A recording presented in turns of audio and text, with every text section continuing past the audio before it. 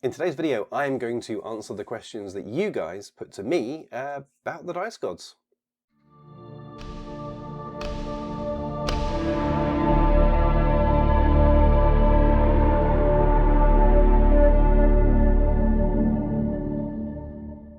Welcome to the Dice Gods. My name is Hydra, and today, as I say, we're answering your questions. I thought, as we've just hit that horrendous vanity milestone of 3,000 subscribers, that I would ask you guys if you had any questions for me, and you did, which I wasn't really ready for, but that's great. So I'm going to answer the questions that we've got. Hopefully this won't be too long a video, but I do like to talk, which if you've been on the channel, you know this. I waffle, so get tea. It's going to be great.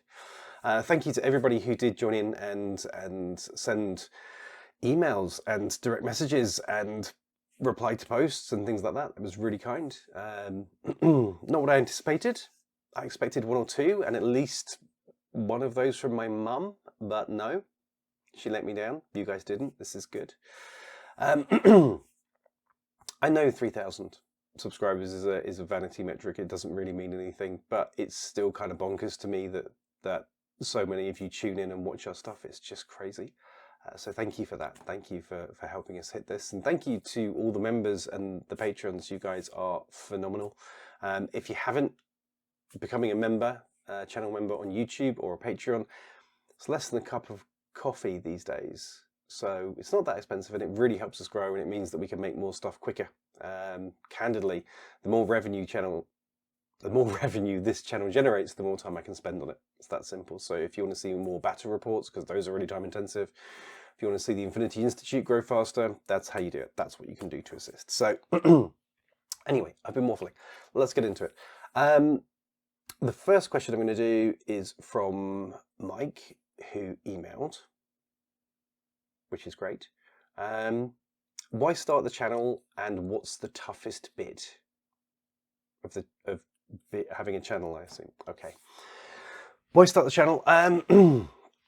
Because I had been doing teaching people to play Infinity for a long time. I had a very specific way of doing it. A lot of people reacted well to it and took to the game really well. And there just wasn't really the kind of basic introductory stuff out there that I wanted to see. I think, excuse me, I think Infinity can be quite a challenging system to get into.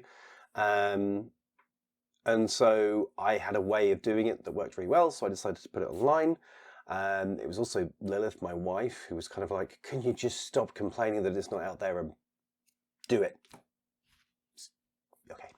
And it was also an opportunity to review some of the things that don't get often reviewed. I felt like the terrain and accessories and bits and pieces like that. Just, you know, I had a perspective I wanted to talk to the world about, and like with Flames of War, there is so many fantastic historical channels out there that cover it, and they look at the content from the new books, say for Flames of War when they come out, from a historical perspective or from a tournament perspective.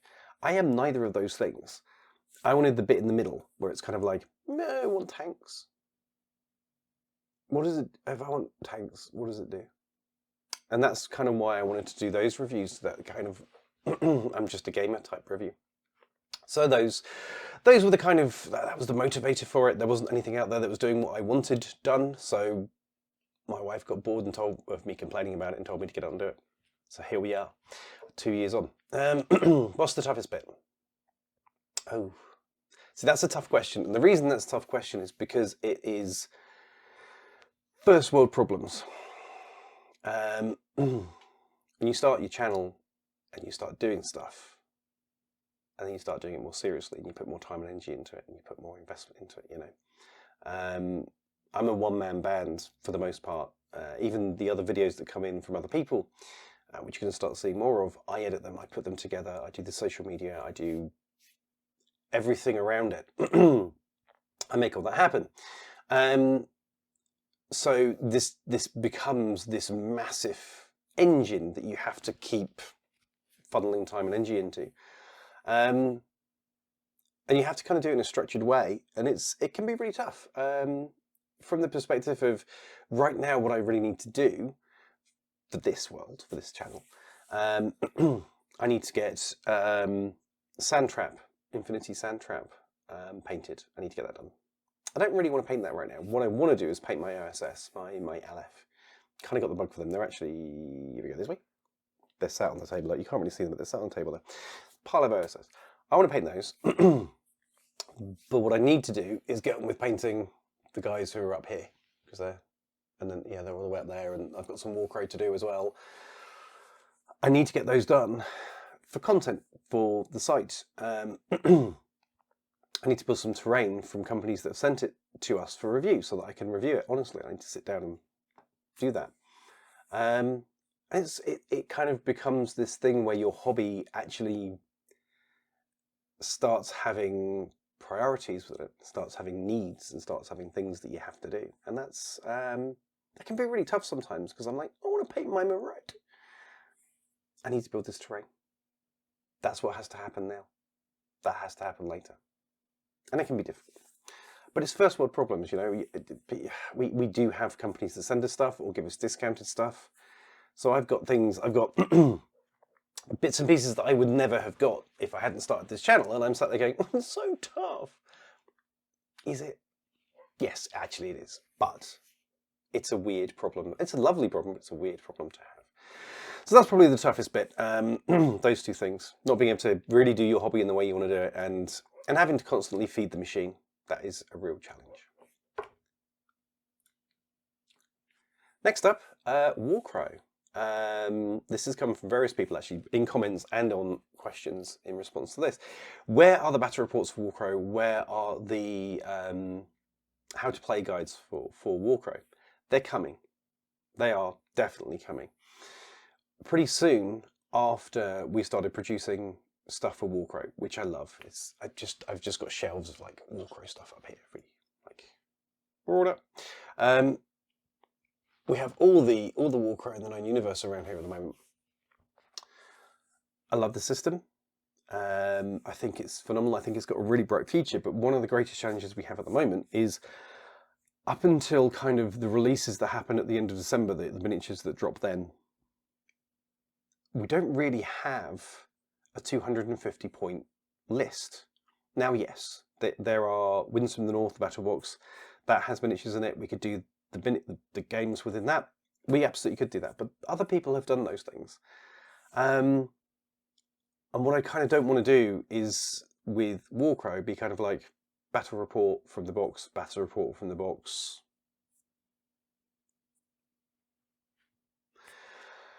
And what I also don't want to do is do a battle report, put out in the world, and then next time do the same lists again, do mono builds again, but the other way around. It doesn't really inspire.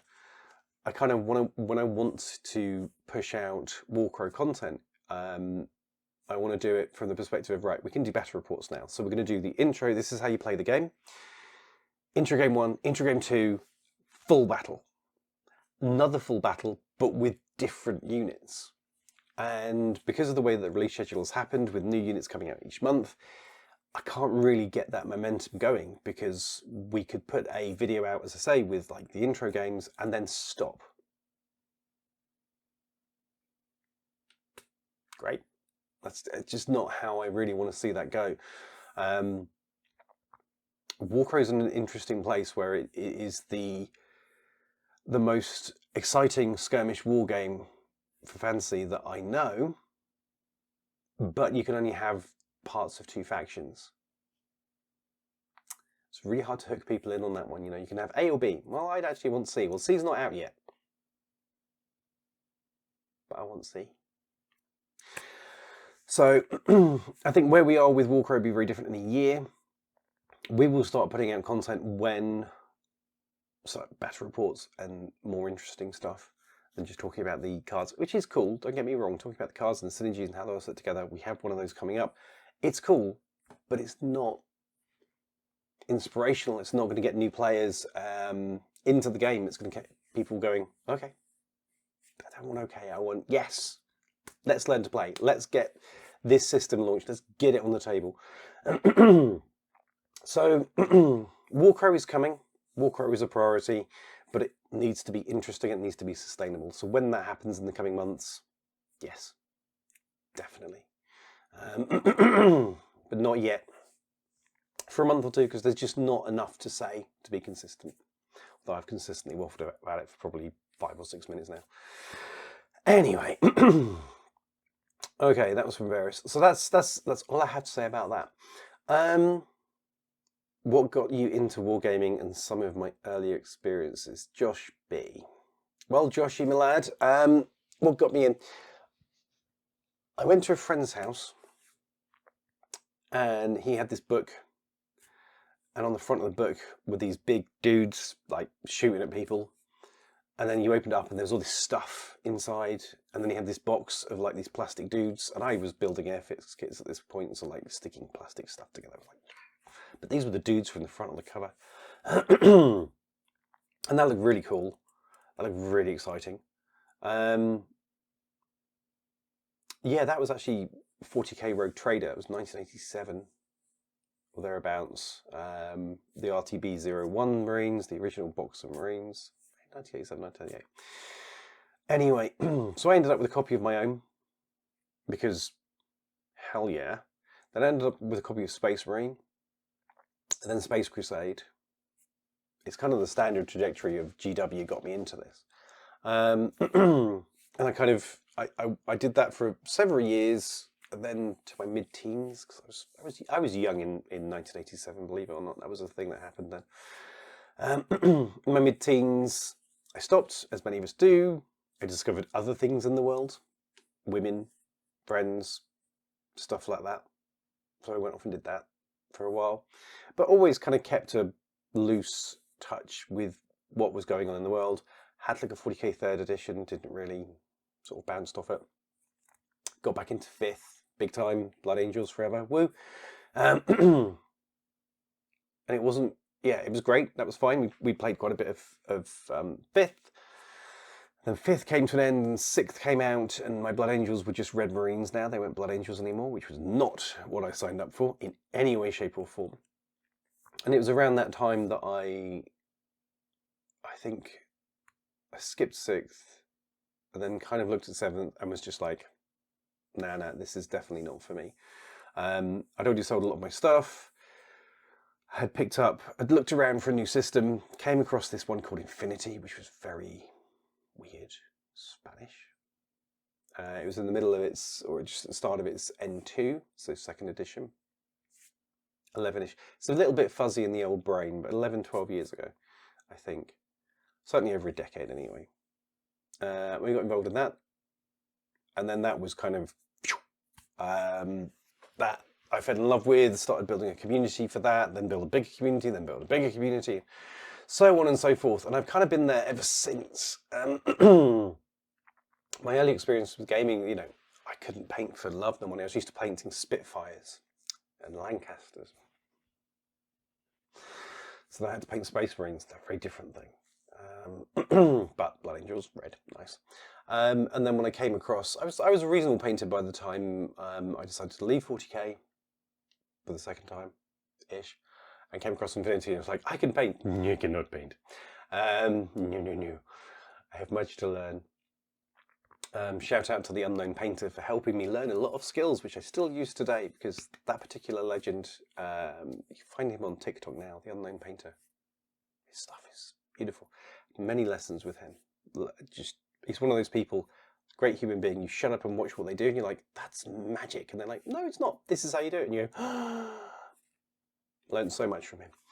So yeah, I think, yeah, that's kind of how I got into it. That's kind of how I ended up with Infinity. It was purely just scrolling around the internet and being like, I don't want to do 40k anymore, what can I do?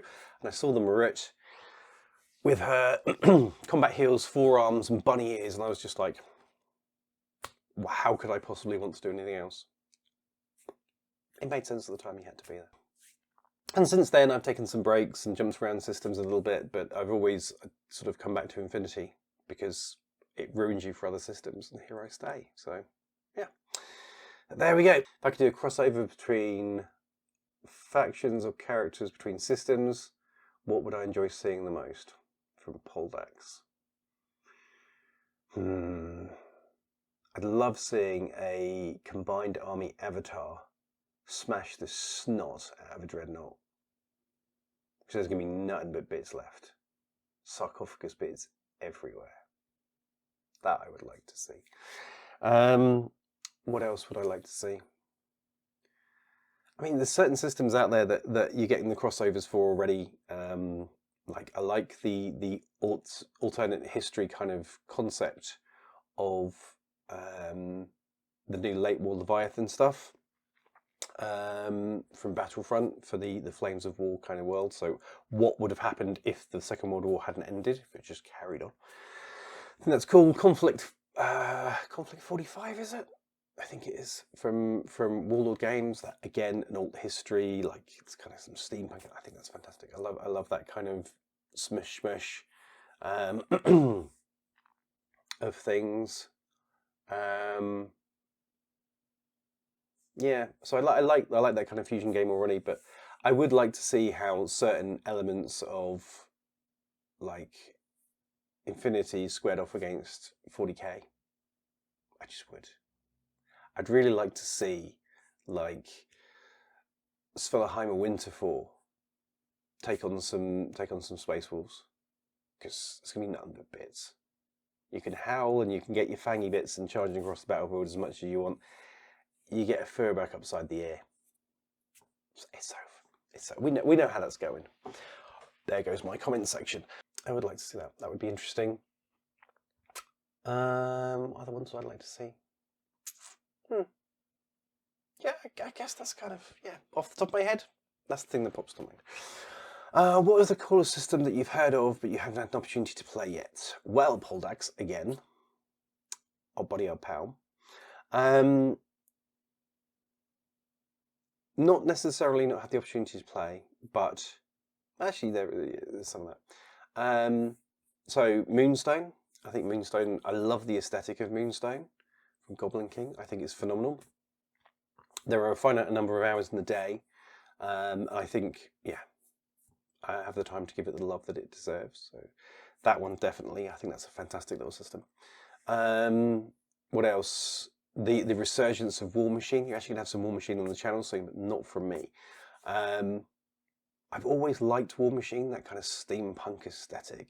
So talk about complete opposite. If you don't know Moonstone, it's kind of like fluffy fairy tale kind of, and then the other side we've gone over to War Machine, where we just have these big honking robots, steampunky, opposite sides of the world.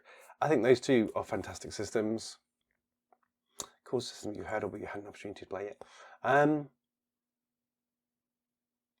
It's not really the same because I did used to play it, but Drop Zone Commander is out there and it's kind of resurgent again as well. And I used to be Hawk Talon, so like a Warcraw for Infinity, like a part of the demo team. I did that for a while. Ran tournaments for Drop Zone. Loved it. It's just a great little system. But again, number of hours in the day. I'd love to play it, and at the moment I'm on about sort of 3.5/4 systems. 5. 4.5/5 systems, and that's too much. So much as I would love to add Moonstone into the mix. I would love to add Drop Zone back into the mix as well, and War Machine as well, because I used to play War Machine for a bit. I'd love all of those back in, but I've got a big pile of Malifaux and that's not getting any love at the moment, and I need to give that some love before I can sort of sensibly say, well, let's add another system in. And that's just going to come down to hours in the day, and I don't have any. There are none. But if you haven't seen Moonstone, if you haven't seen that out of those ones, definitely check it out. It's a crazy little system. It's a really interesting setting. They've got some really interesting lore. I love the feel of it. I love the feel of the world.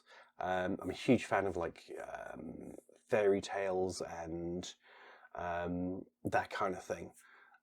So that really ties in nicely, and they've got a really nice aesthetic. So Moonstone all day long. And then we have a twofer. This is going to be the last one that we do. We have a twofer. Ooh, this is a long conversation. So, Anthony Waggett, or Anthony Waggett, Anthony, Mr. Waggett. How did you end up in the Netherlands? Assumption from your accent. So yeah, I'm English. Yeah, I live in the Netherlands. These two things are true.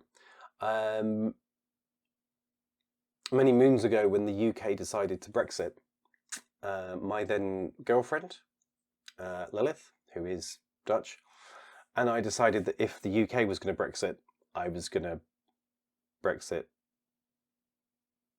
leave the UK. I didn't want to. It didn't.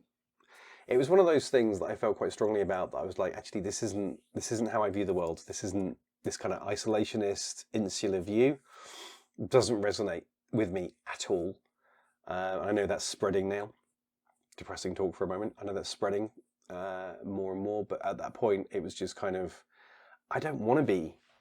I don't want to be in a country that is behaving that way and talking that way. That was not for me. That isn't how I view the world. Never has been. Never will be. And it was time to like move on and try and live somewhere different. I'd not lived anywhere but various parts of the UK my whole life, really.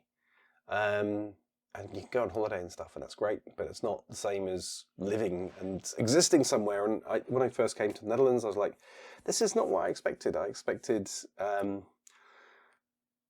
red light districts and weed, because that's the only thing you hear. And then I came over here, and yeah, it was a very different society and a very, very different culture. And actually, I feel more at home here than I did in the UK, where I grew up and felt very at home.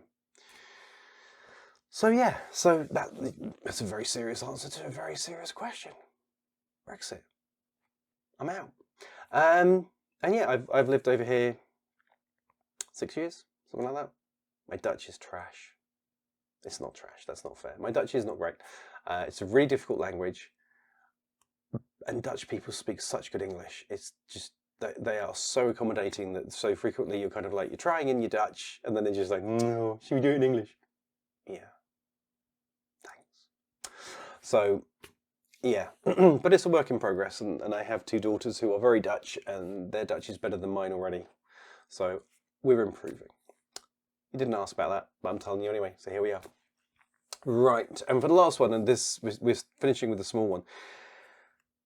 How do we get Infinity bigger in the UK? I live in the northwest of England, and my nearest is in the Midlands. Further north, you get the harder Warcrows are to find. It's like the Roman invasion, none in Scotland as far as I can see. Cheers for your videos. You're welcome for the videos. There used to be a really thriving community in the northern part of the UK. I know there's certainly some around Sheffield still. I was there for a tournament a little while back. And various other locations, but it's quite isolated, insular. It's tough because games go through waves and what it requires. So let's talk generally for a minute. Any type of wargaming community that exists needs one thing, and that's a catalyst. Warcores are catalysts. They are people that go, part of my hobby time is going to be facilitating everyone else's. That is what I need to do. Someone has to step up and say, right guys, we're playing every Wednesday night at this store. If you come along and you haven't played before, I'll give you a demo. If you have played before, there'll be tables. Let's go, rock and roll. Somebody has to facilitate it, because 100% of wargamers will agree that there should be a gaming community around them. And 100% of wargaming, 99.99% of wargamers will agree that someone else should sort it, because they're busy and they don't really have time. And actually, if you think about it, it's not really their sort of role, because when you think about it, actually, the kids need to go to bed, and I'm quite busy and I need to watch the football. And there's 101 reasons why people don't do it. And there's one reason why you do, and it's because you're stupid. No, it's because you know that someone has to. How do you get Infinity bigger in the UK? You kick. You create opportunities and you kick. You create space and you kick. You continually tell people, we have the opportunity to play here. There will be tables, there will be miniatures. If you've never played before, I will show you how to play. You come, we throw dice, it's amazing. And you do that consistently.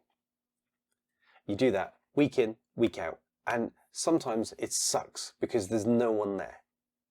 You organise an event, you organise a time, and everyone's like, and no one turns up. Or you organise an event, and then there's 18 people coming, and then 12 cancel the day before. Glorious. And these things happen, and it sucks, and you keep going. And you put your time into it, and you put your energy into it. And you do it because no one else will, and you do it because no one else has, and you do it because you want to see a community where you can get games. And it takes months, if not years, and then suddenly you look around and you realise that there are 20 or 30 players playing regularly, most of who learned to play because of you, all of whom are connected because of your actions, and you can get a game anytime you want. You can walk into that space and you know every single person there, and you can get that game going. But you have to kick. You have to put the energy in the first place. You have to be the catalyst. You have to be the person around which all of this spins. And it sucks so badly. It's really tough. It is. You've got to talk to stores to get them to support you. If you're going to do tournaments, you have to get venues that are suitable. You have to organise tables. You have to... There's 101 things you have to do. And most players will just be like, cheers. I spent so long on this and I get a cheers. That's it. That's fine. It's hard. And 100% worth it. 100% worth it. We, locally, we've been getting our community sorted for a while. We've been trying to find a venue that's really sucked. I found a venue. We've had our first tournament there. We've had our first game night there. And it was great. I was in a venue surrounded by my friends and they were all throwing dice. They were all having a good time. Our next one's actually on Saturday. I think we're probably going to have 10, maybe 12 players. Great. Fab. You give that a year, it'll be 20. That would be great. Just people coming regularly and throwing dice and having fun. And when you get to that point, when you get a venue and you get a regular night, it will grow. I mean, I think we had I had a community in Bournemouth area where like an average week was 20 active Infinity players. A good week was 30, 35. We just packed this venue with D20s and Corvus Belli. It was fab. It was brilliant. It was a shed load of work and it was awesome. If there isn't a Warcraw, become one. If you can dedicate time to growing a community, to building a community, which if you need help with that, reach out. I will support and give you everything I can to make that happen, because I know how hard it is and it's really isolating and really lonely and sucks. So if you need help with that, reach out to me. That's absolutely fine. Mr. Waggett, I'm on board. I'm on Team Waggett. If I'm saying his surname wrong, live with it. That's how it's now said. I'm on Team Waggett. We will get it done. But apply to become a Warcraw. Get a couple of armies together, paint them up. Get your process for getting people on board into the game clear in your head. Essentials is a great way to do it. The new Infinity Essentials, definitely a great way to do it. If you can get a local store, if you can't get an online store that will support you with stock, that will support getting players miniatures, and do it. And the harsh truth is, and I don't mean this unpleasantly or anything like that, if you can't, then it won't. Because you will wait for someone else to do it. And you might get lucky. Somebody might sort of spark up and be like, hey. But frequently that won't happen because everybody, the 99.999% of people are waiting for someone else to start the community or waiting for someone else to kick its ass and move forward. And yeah, they'll turn up every a couple of weeks if you make it happen, if you give them the space and the opportunity. but they won't necessarily take the initiative themselves. So that needs to be you, or you need to accept it's not happening. And those are the harsh truths of it. I'd also say reach out, you know, Northwest England. I know of some players around the Newcastle area. I've got some good friends up there who play or have played. It's kind of a little bit fragmented at the moment from what I understand, but they may be able to help. Drop me a private message on one of the social channels and I'll see if I can connect you up, because maybe there's people out there that can help and support and make this happen. But yes, take the initiative, put the time in, continue to put the time in even when it doesn't feel like it's going to work. Get venues, get support from stores. Stores kind of important. You need to be able to source miniatures. It doesn't matter if you give 50 demos in a day. If the people are like, cool, I want to buy it, and you go, that doesn't work. What you want is a local store that's going to help you, support you, and help you grow. And then you end up in a situation where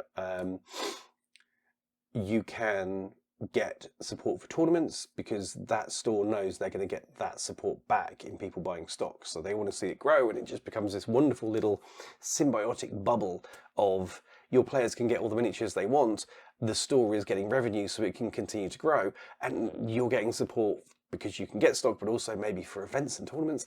And it's just this great little bubble of happiness. Everybody's winning, nobody's losing. It's great. I have so many views on starting a community. I've done a couple of videos about it. Maybe I'll do it. This is technically turning into one now. It says looking at the time. Anyway, that is how I would say getting it bigger. No, I'd reach out as well. Facebook, Reddit, reach out to other players in your area. Shout, bang, bang, bang, the drum.